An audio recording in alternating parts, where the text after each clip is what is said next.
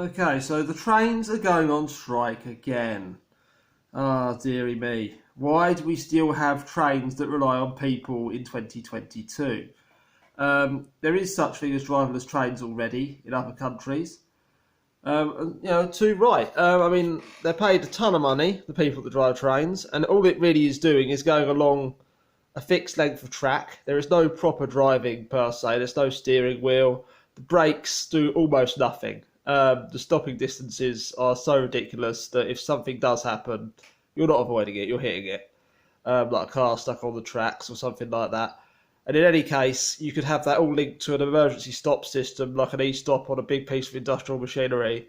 So if there is an emergency, you press the emergency stop button, instead of it calling through to a driver via an antiquated phone system. It'd be far quicker to do it over wireless and just have it simply, emergency stop, computer detects the signal, stops the train.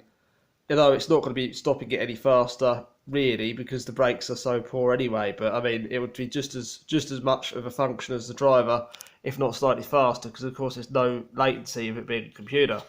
Also, you could, as far as signals and things go, there are cameras and stuff that can determine that these days anyway. Instead of having a red signal or light that would signal to the driver, you could have a signal sent to the computer of the train that would slow it down. And it's all stupid. It's literally just a linear motor controller. It's a set speed.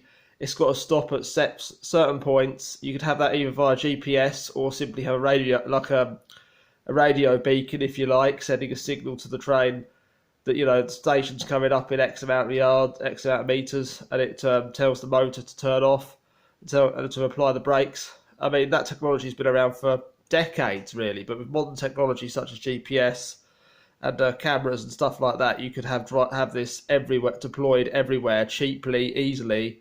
They'd never go on strike. There wouldn't be any strikes. Oh, I want more than 60 grand a year for sitting on my bum.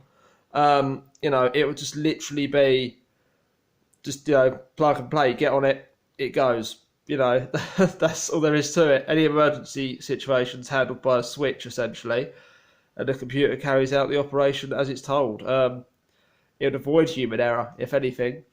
It's not like driverless cars, which are extremely complicated. There is so much data with a driverless car. Don't get me wrong, you've got actual steering on a car. You can't really steer a train. It's kind of fixed to a track. So, that's a bit irrelevant. 99.999% of the skill has been taken out of the driving by the fact that you haven't got to steer it. That's the hilarious thing here. And they're paid more than like lorry drivers, bus drivers, all that kind of stuff. Bus drivers, all that stuff. You have to wait for pedestrians, you have to steer around roundabouts, you have to negotiate obstacles sometimes, animals even. But a train, it's just going along a track, and if anything does happen, like it does sometimes, then, there's nothing you can really do about it. The brakes are that ineffective that, there's not really much you can do about someone, dare I say, going in front of it, or a car that's broken down on tracks. You're going to hit it. So yeah, that concludes my video. Why do we not have driverless trains in 2022?